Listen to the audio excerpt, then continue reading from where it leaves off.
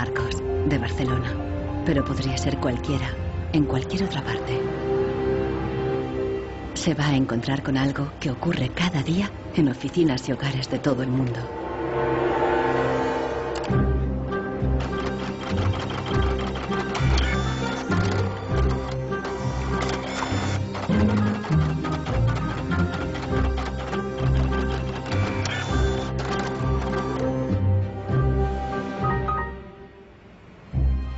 Una pieza de la impresora ha fallado y el fabricante recomienda llevarla al servicio técnico.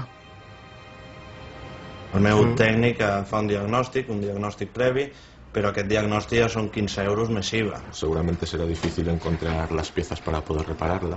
Realment, reparar-la no li surt molt a compte. Que reparar-la parlem d'uns 110, 120 euros. Tienes impresoras desde 39 euros. Jo t'aconsellaria que miressis impressores noves. Així que, sens dubte, jo em compraria una nova, No es casualidad que los 3 vendedores sugieran comprar una nueva impresora. Si acepta, Marcos será una víctima más de la obsolescencia programada, el motor secreto de nuestra sociedad de consumo. Our role in life seems to be just to consume things with credit, to borrow money to buy things we don't need. Nous vivons dans une société dominée par une économie de croissance dont la logique est non pas croître pour satisfaire les besoins, mais croître pour croître. So if the consumer does not purchase, the economy is not going to grow. Planned obsolescence, the desire on the part of a consumer to own something a little newer, a little sooner than is necessary. En este documental revelaremos cómo la obsolescencia programada ha definido nuestras vidas desde los años 20, cuando los fabricantes empezaron a acortar la vida de los productos para aumentar las ventas. Also hat man sich gedacht, dann beschränken wir einfach die Lebensdauer auf 1000 Stunden. Descubriremos que diseñadores e ingenieros se vieron forzados a adoptar nuevos valores y objetivos. Was back to the drawing board and come out with something that was more fragile. Take time, those things. Take time them, so when you finally paid for them, they're used up.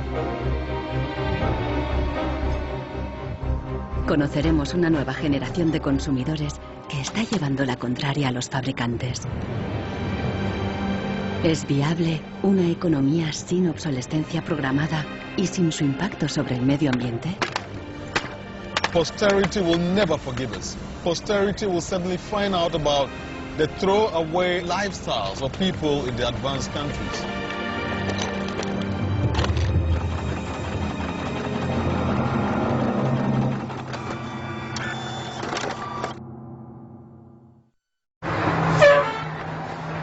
Welcome to Livermore, California, home of the longest burning light bulb in the world. My name's Lynn Owens, and I am chairman of the Light Bulb Committee. It was in 1972 when we discovered that the light bulb that was hanging in the fire station was a significant light bulb.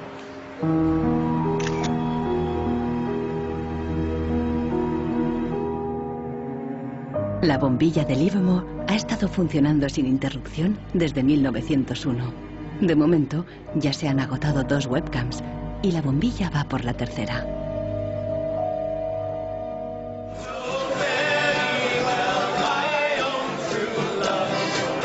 En 2001, cuando la bombilla cumplió un siglo, Livermore organizó una gran fiesta de cumpleaños al estilo americano. I think we were hoping if we would get 200 people, we'd be happy. And we ended up with 800 or 900 people showing up. One nation, under God, indivisible, with liberty and justice. Do you think that anybody would sing happy birthday to a light bulb? Well, we didn't think they would, but they did.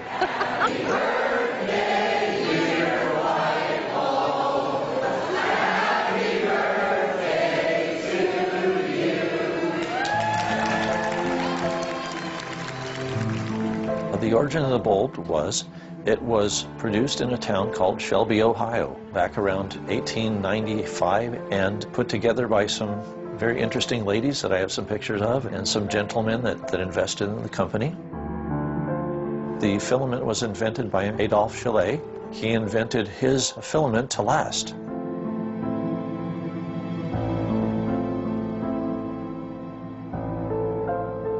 Why does his filament last? I don't know. It's a secret that he made and that died with him. La fórmula para un filamento de larga duración no es el único misterio en la historia de las bombillas. Un secreto mucho mayor es cómo y por qué este humilde producto se convirtió en la primera víctima de la obsolescencia programada. Weihnachten 1924 war ein ganz besonderer Tag.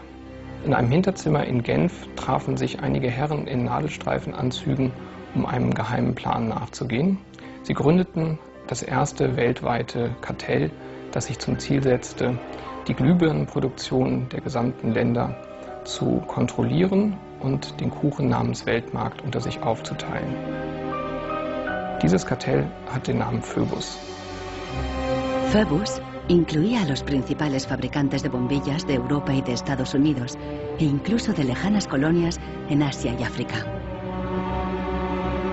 Das Ziel ist gewesen, Patente auszutauschen, die Produktion zu kontrollieren und vor allem aber den Verbraucher zu kontrollieren. Es ist umso besser für diese Firmen, wenn der Verbraucher regelmäßig Glühlampen kauft, und wenn die Glühlampen lange brennen, ist das ein ökonomischer Nachteil. En un principio, la meta de los fabricantes era una larga vida para sus bombillas. On October 21st, 1871, numerous experiments resulted in the production of a small unique lamp of comparatively enormous resistance. The filament being under conditions of great stability after the result. En 1881, Edison puso a la venta su primera bombilla. Duraba 1500 horas. En 1924, cuando se fundó el cártel Phoebus, se anunciaban con orgullo 2500 horas de vida útil y los fabricantes destacaban la longevidad de sus bombillas. Also hat man sich bei Phoebus gedacht, dann beschränken wir einfach die Lebensdauer dieser einzelnen Glühbirnen auf 1000 Stunden.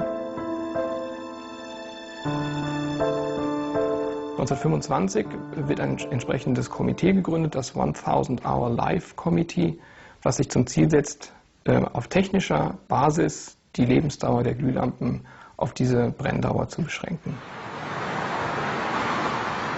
Más de 80 años después, Helmut Höge, un historiador de Berlín, encuentra pruebas de las actividades del comité ocultas entre los documentos internos de los miembros del cártel. Empresas como Philips en Holanda, Osram en Alemania y Lámparas Z en España. Hier haben wir ein Kartelldokument, da steht: The average life of lamps for general lighting service must not be guaranteed, published or offered for another value than 1000 hours.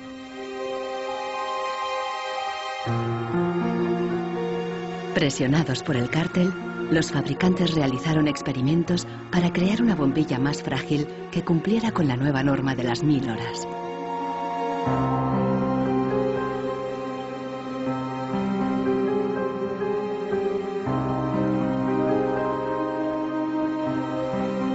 La fabricación estaba rigurosamente controlada para asegurarse de que se cumplía la norma.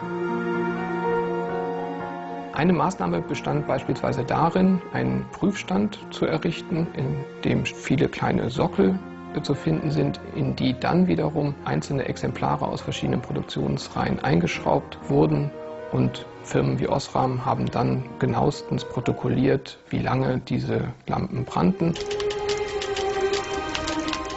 Phoebus creó una complicada burocracia para imponer sus reglas. Los fabricantes eran multados severamente si se desviaban de los objetivos marcados.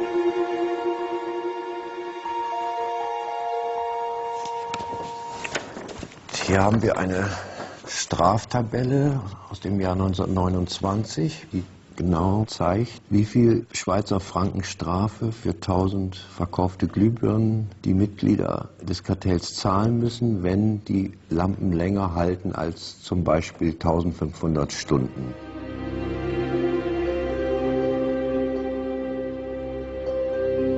A medida que la obsolescencia programada surtía efecto, la vida útil empezó a caer.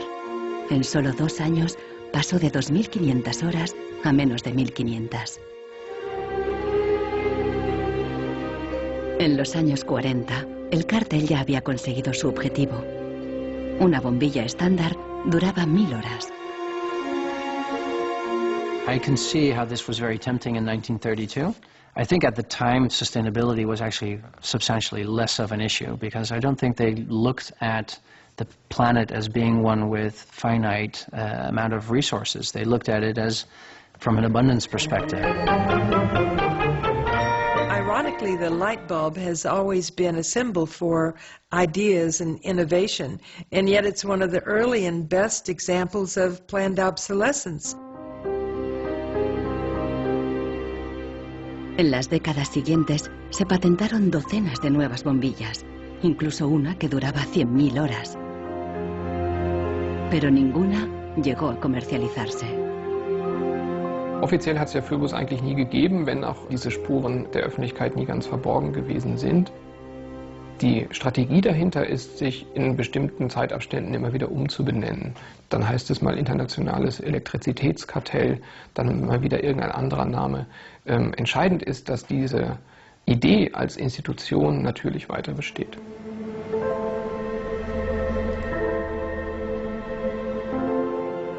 En Barcelona, Marcos ha ignorado el consejo de los vendedores de reemplazar la impresora. Está decidido a repararla y ha encontrado a alguien en Internet que ha descubierto qué le ocurre a su impresora. It's the dirty little secret of inkjet printers. I tried to print a document and it said parts inside your printer require replacement, so I decided to do a little servicing of my own. Hello, Marcos.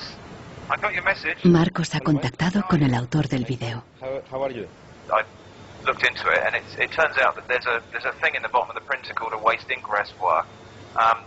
And the way inkjet printers work is they constantly have to clean the print heads, and they do that by squirting ink through them down a hole in the bottom of the printer into this great big sponge. There's just a preset time when it's squirted a certain number of drops down there that then the printer decides it's full of ink and won't function anymore. Mm-hmm. The justification is they don't want to put ink all over your desk. But I think the problem goes deeper than that. It's the way the technology works. It's just designed to fail.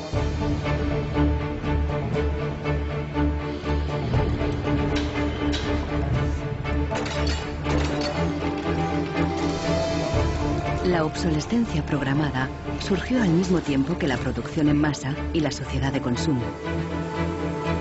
The whole issue with products being made to last less long is part of a whole pattern that began in the Industrial Revolution when the new machines were producing goods so much more cheaply, which was a great thing for consumers, but consumers couldn't keep up with the machines. There was so much production. Ya en 1928, una influente revista de publicidad advertía: un artículo que no se desgasta es una tragedia para los negocios. De hecho, con la producción en masa bajaron los precios y los productos fueron más asequibles. La gente empezó a comprar por diversión más que por necesidad. La economía se aceleró.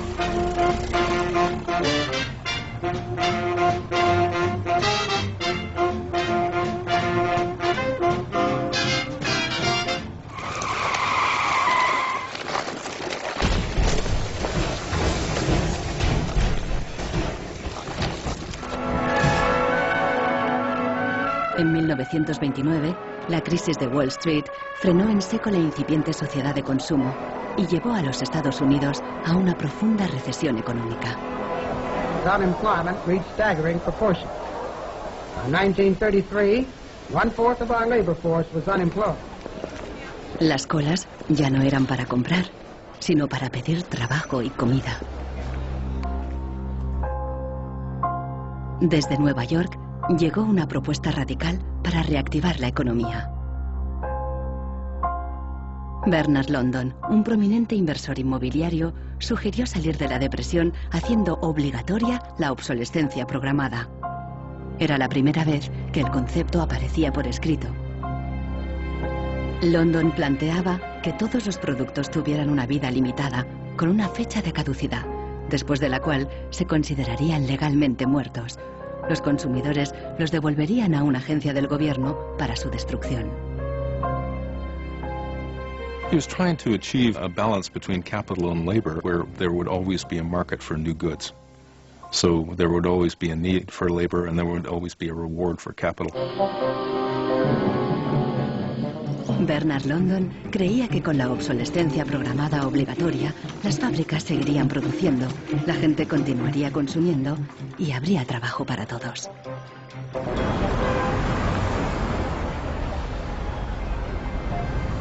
Giles Slade está en Nueva York para saber más sobre la persona que hay detrás de la idea. Se pregunta si con la obsolescencia, Bernard London pretendía maximizar los beneficios o bien ayudar a los parados. Dorothea Weitzner conoció a Bernard London en los años 30 durante una excursión familiar. Don't tell me which one he is. Let's see. Ah, isn't that interesting? Yes. Definitely intellectual looking.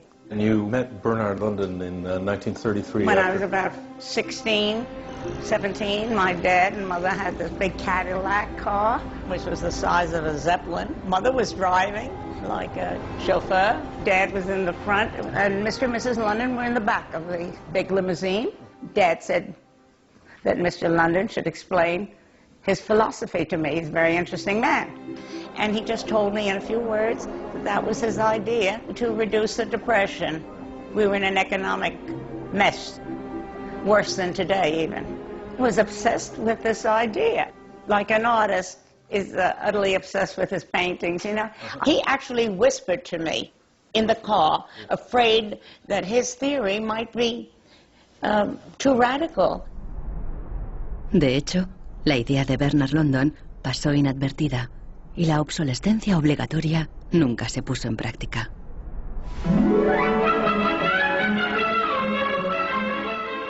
Veinte años más tarde, en los años 50, la obsolescencia programada resurgió, pero con un giro crucial. Ya no se trataba de obligar al consumidor, sino de seducirle. Planned obsolescence. The desire on the part of a consumer to own something a little newer, a little better, a little sooner than is necessary. We certainly in America and by now... Esta es la voz de Brooks Stevens, el apóstol de la obsolescencia programada en la América de la posguerra. Este elegante diseñador industrial creó desde electrodomésticos hasta coches y trenes, contando siempre con la obsolescencia programada. A tono con la época, los diseños de Brooks Stevens transmitían velocidad y modernidad. Hasta su casa era inusual. This is the home that my father designed and that I grew up in. When it was being built out in the suburbs, everybody thought it was going to be the new Greyhound bus station because it did not look like a traditional home. One of the most important things that my father felt always in designing a product is that it made a statement. He detested products that were bland and really did not, create any desire within the consumer to inspire the purchase. Unlike the European approach of the past where they tried to make the very best product and make it last forever, meaning you bought such a fine suit of clothes that you were married in it and then buried in it and never a chance to renew it, the approach in America is one of making the American consumer unhappy with the product that he has enjoyed the use of for a period, have him pass it on to the second-hand market, and obtain the newest product with the newest possible look. Brooks Stevens viajó por todos los Estados Unidos, promoviendo la obsolescencia programada en charlas y discursos. Sus ideas cuajaron y tuvieron un amplio eco.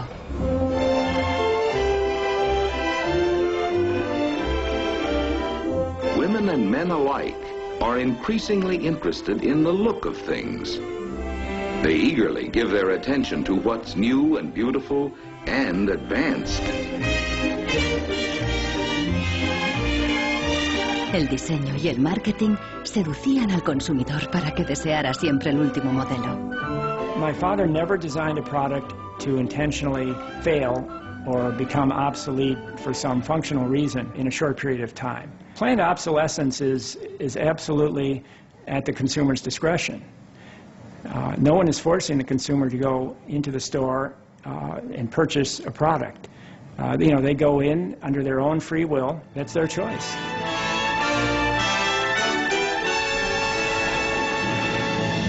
Libertad y felicidad a través del consumo ilimitado. El estilo de vida americano de los años 50 sentó las bases de la sociedad de consumo actual.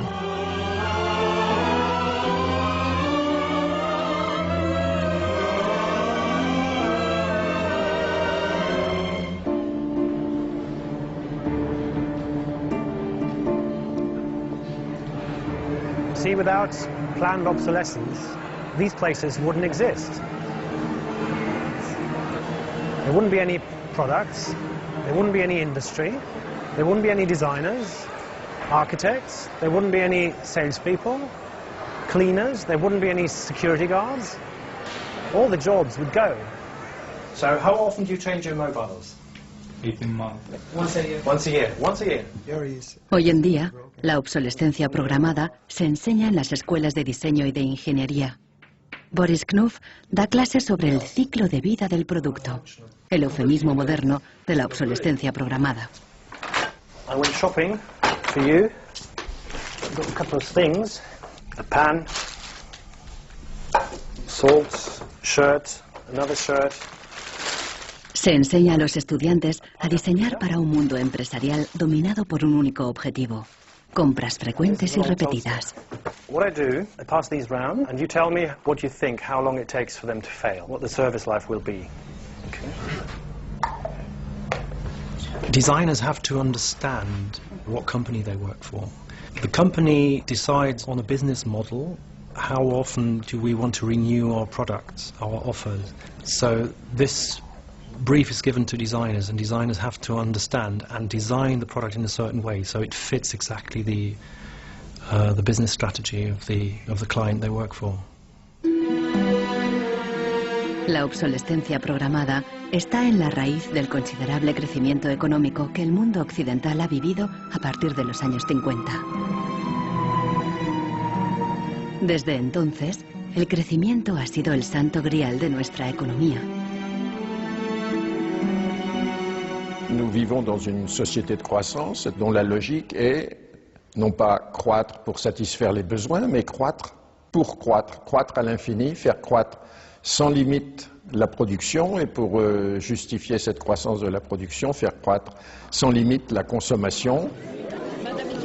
Sérgio, un destacado crítico de la sociedad del crecimiento, escribe a menudo sobre sus mecanismos. Au fond, il y a trois instruments fondamentaux qui sont la publicité, l'obsolescence programmée et le crédit.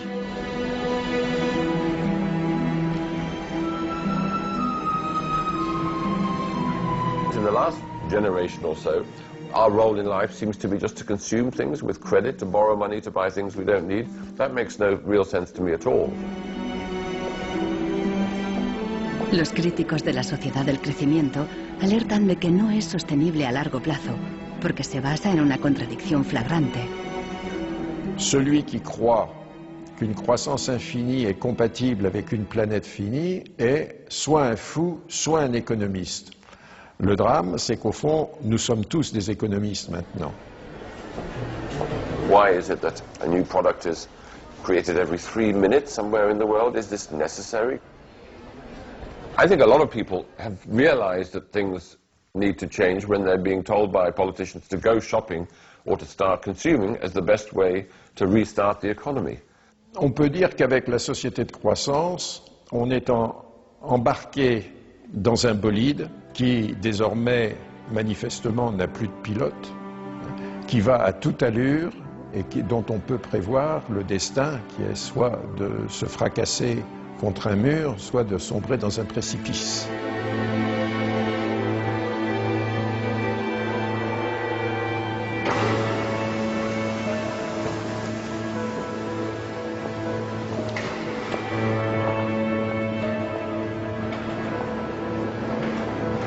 Consultando manuales de instrucciones, Marcos se da cuenta de que los ingenieros determinan la vida útil de muchas impresoras al diseñarlas.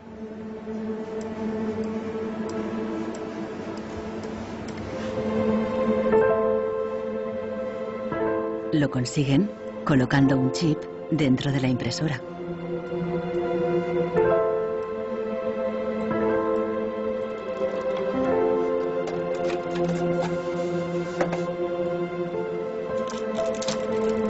Jo he trobat el xip, que és una EEPROM, que és un xip on es guarda una compta d'impressions. I quan s'arriba a una determinada compta és quan es bloqueja la impressora i deixa d'imprimir.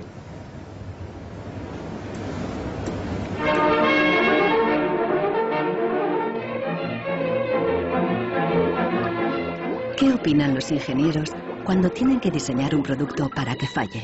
El dilema se refleja en un clásico del cine británico de 1951, donde un joven químico inventa un hilo que no se desgasta nunca. El químico cree que ha conseguido un gran progreso.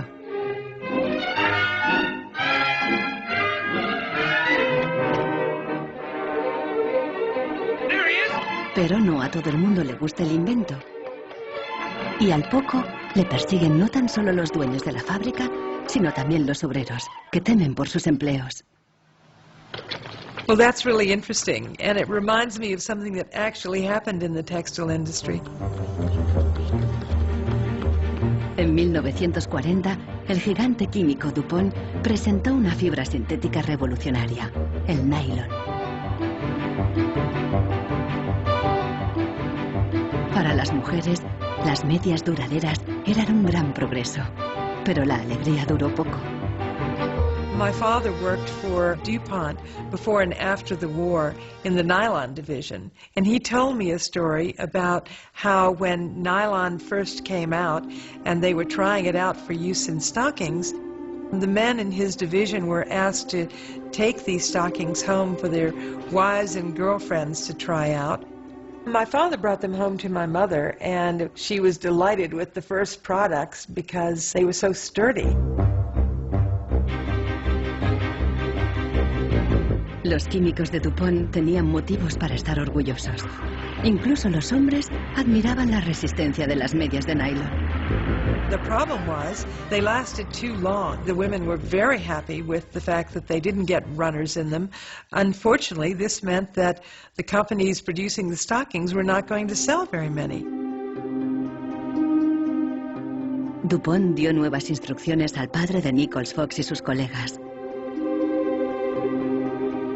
For the men in his division, it was back to the drawing board to try to make the fibers weaker and come out with something that was more fragile and would run so that the stockings wouldn't last as long. Los mismos químicos que habían aplicado todo su saber para crear un nylon duradero siguieron la corriente de la época y lo hicieron más frágil. Ese hilo eterno desapareció de las fábricas, igual que en el cine. We need control of this discovery. Complete control. If you want twice the amount in that contract, we will pay it. $250,000. To suppress it. Yes. ¿Qué opinaban los químicos de DuPont de reducir la vida de un producto deliberadamente? Must have been frustrating for the engineers to have to use their skills to make an inferior product after they'd tried so hard to make a good product. But in a way, I suppose that's the outsider's view. Probably they just had a job to do. Make it strong, make it weak. That was their job. Engineers were in a really complicated ethical time. This confrontation with planned obsolescence provoked them to examine their most basic ethical concepts. There was an old school of engineers who believed that they should make a permanent, usable product that would never break. And there was a new school of engineers that were driven by the market who were clearly interested in making the most disposable product that they could. And this debate resolved itself by these new school of engineers taking over. La obsolescencia programada no solo afectó a ingenieros. La frustración de los consumidores se hizo eco en el clásico teatral de Arthur Miller, Muerte de un viajante. Como Willy Lomax, los consumidores solo podían quejarse. Once in my life, I'd like to own something outright before it's broken. I'm always in a race with the junkyard. Just finished paying for the car and it's on its last legs. The refrigerator consumes belts like a crazy maniac. They time those things. They time them, so when you finally paid for them, they're used up.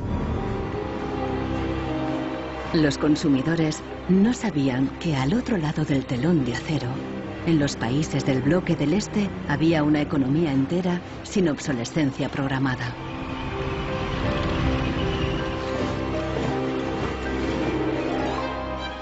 La economía comunista no se basaba en el libre mercado, sino que estaba planificada por el Estado. Era poco eficiente y sufría una falta de recursos crónica. En ese sistema, la obsolescencia programada no tenía ningún sentido. En la antigua Alemania del Este, la economía comunista más eficiente, las normas estipulaban que las neveras y las lavadoras debían funcionar durante 25 años.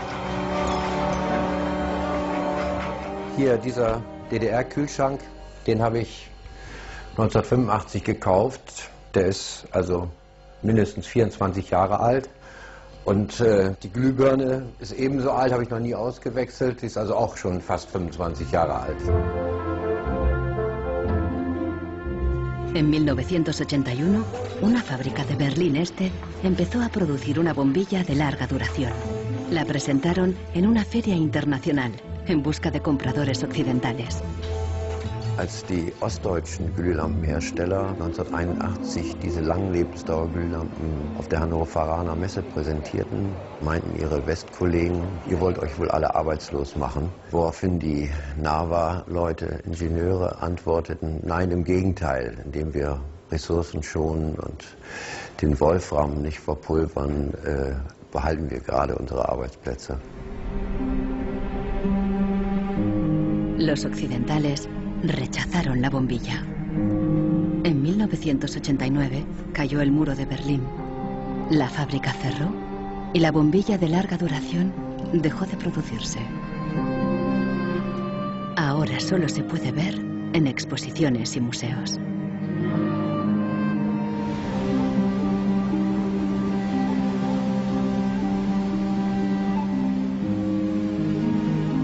Veinte años después de la caída del muro de Berlín, el consumismo desenfrenado se da tanto en el este como en el oeste.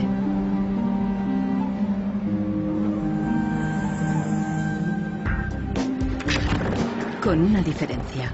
En la era de Internet, los consumidores están dispuestos a luchar contra la obsolescencia programada. The first movie we made that really broke through was a movie about the iPod. I was completely broke, and I'd gotten this iPod. It was like $500, $400, and about 8 months later, 12 months later maybe, the battery died in it. And I called Apple to ask them to replace the battery. And their policy at the time was to tell their customers to buy a new iPod. You might as well go get a new one. Apple doesn't offer? No. Apple doesn't offer a new battery for the iPod? No. It wasn't that the battery died that was annoying, because in my Nokia cell phone, the battery dies, you buy a new battery. Even in my Apple laptop, when the battery would die, you replace the battery. But in the iPod, this expensive piece of hardware, when the battery died, you had to replace the entire unit. So it was my brother's idea to make a movie about just that. We went around with a stencil spray painting on every iPod advertisement we saw in town. iPod's unreplaceable battery lasts only 18 months. We put the video on our own little site, iPodsDirtySecret.com. The first month, 6 weeks, it was at 5-6 million views, and the site went absolutely bananas. Una abogada de San Francisco, Elizabeth Pritzker, oyó hablar del vídeo y decidió demandar a Apple por el tema de la batería del iPod. Medio siglo después del caso del cártel, la obsolescencia programada llegaba de nuevo a los tribunales. When we brought this litigation, this was 2 years after the iPod was introduced, Apple had sold about 3 million iPods nationwide in the United States. Buena parte de esos iPods tenían problemas con la batería y sus propietarios estaban dispuestos a ir a los tribunales. Uno de ellos era Andrew Westley. we selected from amongst the consumers who had called us individuals who would serve as representatives in a class action. A class action is really a device that's fairly unique to the United States, where a small group of people stands in the shoes of a large group to bring one claim before a court. My role in that case was as class representative on behalf of thousands, maybe tens of thousands of people. The case came to be known as Wesley versus Apple. When my friends and family learned that this was a major case, they thought I was, becoming a radical. Here I am going to sue. I was the next Aaron Brockovich. En diciembre de 2003, Elizabeth Pritzker presentó la querella ante el Tribunal del Condado de San Mateo, a un tiro de piedra de la sede central de Apple. We asked Apple for a number of technical documents regarding the battery life in the iPod, and we received a lot of technical data about the battery design, about the testing of the battery, and learned through that discovery that the type of the lithium battery that was contained within this iPod was designed, by design, to really only have a short period of life. I do think that Apple's development of the iPod was intended to be one of planned obsolescence. Después de meses de tensión, las dos partes llegaron a un acuerdo. Apple creó un servicio de recambio y prolongó la garantía a 2 años. Los querellantes recibieron una compensación.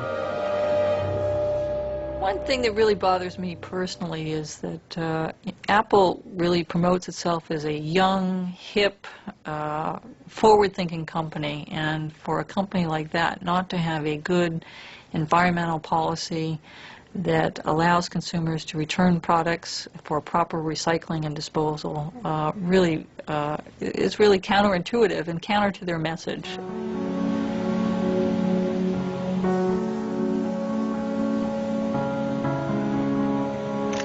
La obsolescencia programada provoca un flujo constante de residuos que acaban en países del tercer mundo como Ghana, en África.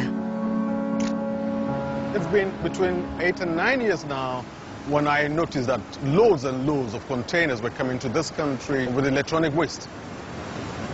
We're talking about end-of-life computers, end-of-life television sets, which nobody wants in the developed countries. Un tratado internacional prohíbe enviar residuos electrónicos al tercer mundo. Pero los mercaderes usan un simple truco: declararlos productos de segunda mano.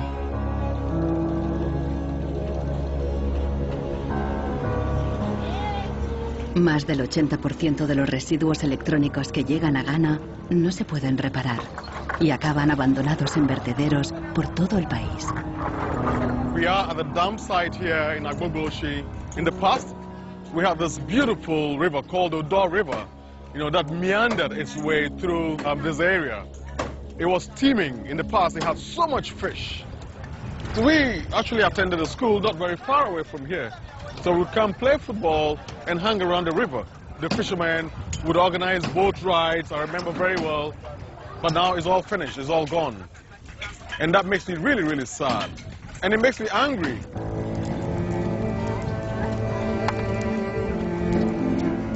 Hoy en día, aquí no hay niños jugando después de clase. En su lugar, jóvenes de familias pobres vienen a buscar chatarra. Queman la funda de plástico de los cables para obtener el metal que llevan dentro.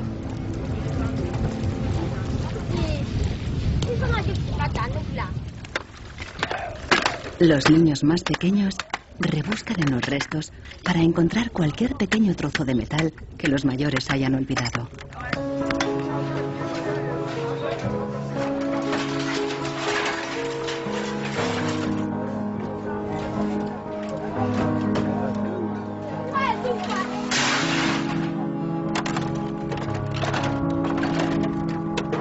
Those behind the shipments have said that, well, we're trying to bridge the digital divide between Europe, America, and then the rest of Africa and Ghana, of course.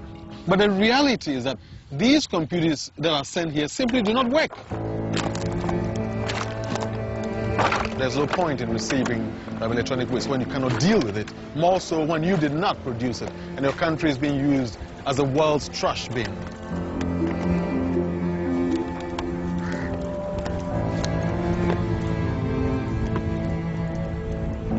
The trash that for so long in the industrial age has been hidden from view is now coming into our lives, and we can actually no longer easily avoid it. The waste economy is reaching its last legs because they don't physically have anywhere else to put the waste. I think in the course of time we've come to realize that the planet that we're living on cannot sustain that forever. There's a limit to natural resources and there's a limit to energy resources that we have. Posterity will never forgive us. Posterity will suddenly find out about the throwaway attitudes, the throwaway lifestyles of people in the advanced countries. Gente de todo el mundo ha empezado a actuar contra la obsolescencia programada. Mike Anane lucha desde el final de la cadena. Ha empezado recopilando información. This is where I keep the e-waste that have asset tags or property tags. This says Amu Center Northwest Zeeland. It's from Denmark. This is from Germany, sent here simply to be dumped. Westminster College. Apple should know better. It's a company that claims to be so green. There's a lot of Apple products that are being dumped here. I have a database that contain the asset tags, the contact addresses, telephone numbers of the companies that owned the electronic waste that have been dumped in Ghana. Mike piensa convertir esta información en pruebas para una denuncia ante un tribunal. We need to take some action, some punitive measure. We need to sue people so they stop dumping e-waste in Ghana.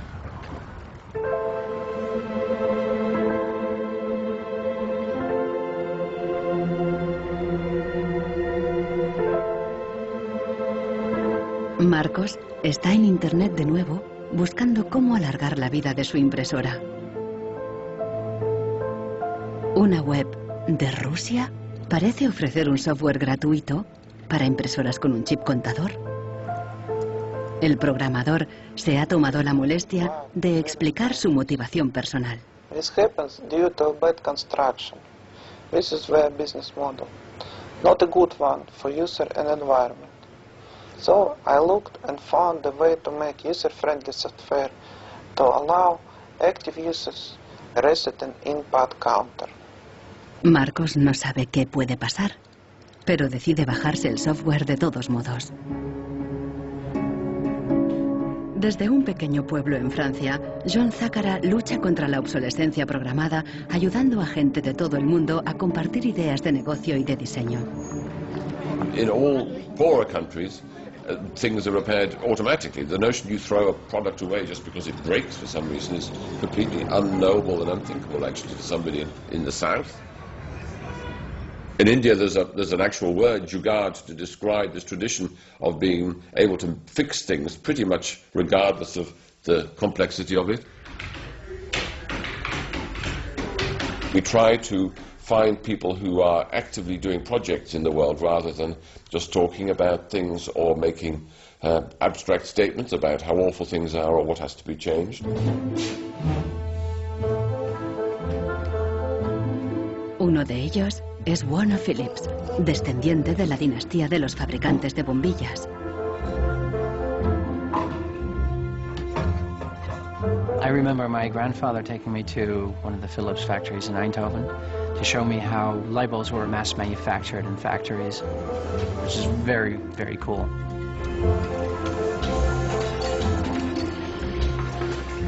Casi un siglo después del cártel de la bombilla, Warner Phillips sigue la tradición familiar, pero con una perspectiva diferente.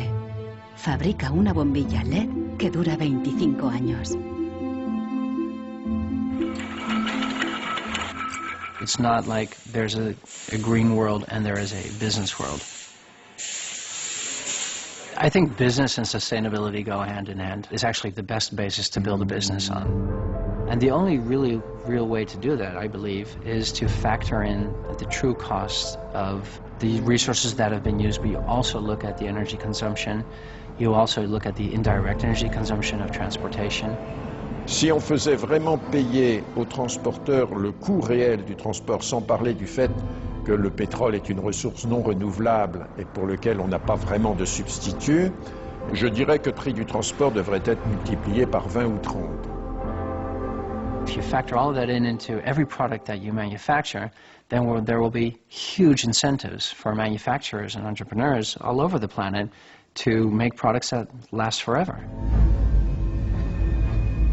También se puede luchar contra la obsolescencia programada replanteando la ingeniería y la producción de los productos. Un concepto nuevo, de la cuna a la cuna.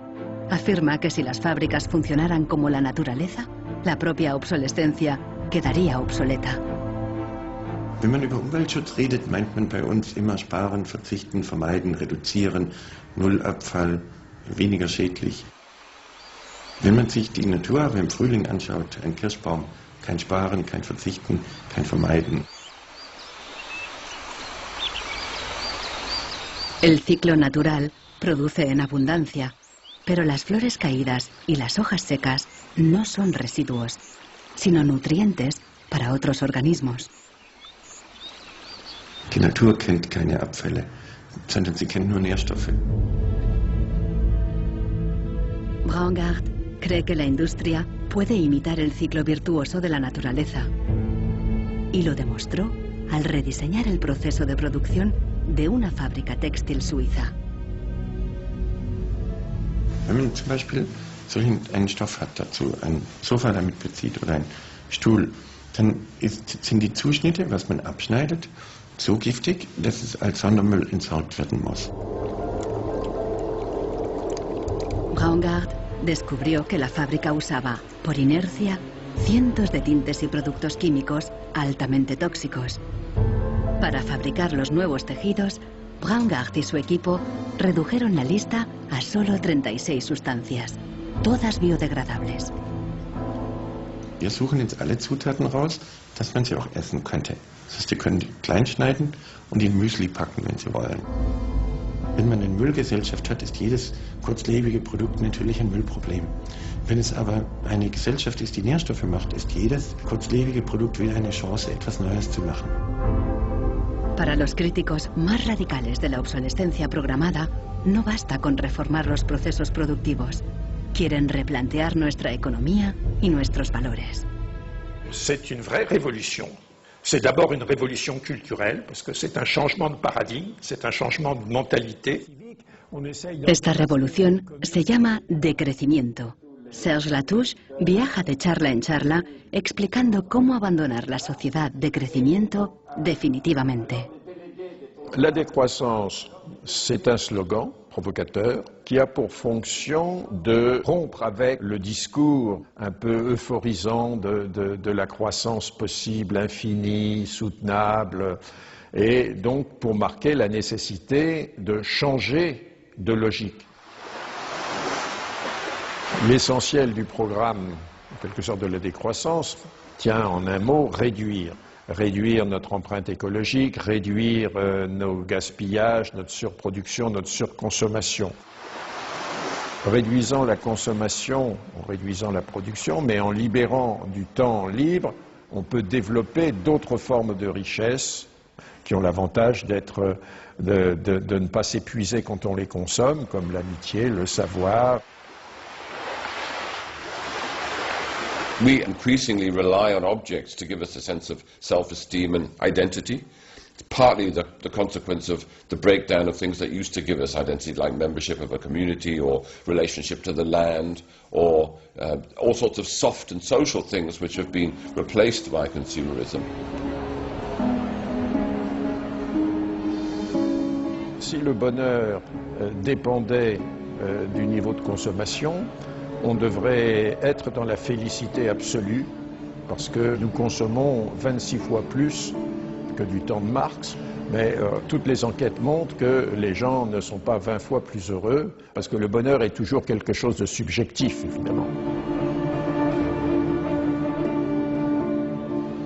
Los críticos del decrecimiento temen que destruirá la economía y nos llevará de vuelta a la edad de piedra.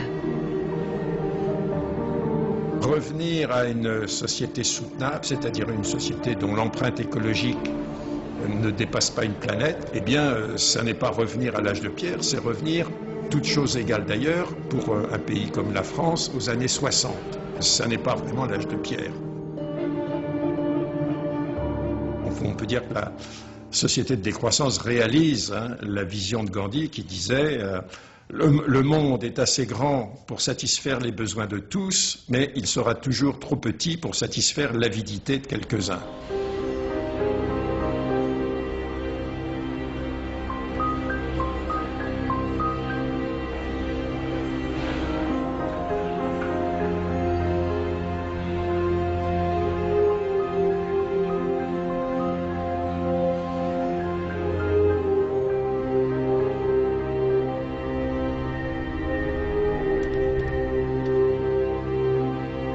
Marcos está instalando el freeware ruso en su ordenador.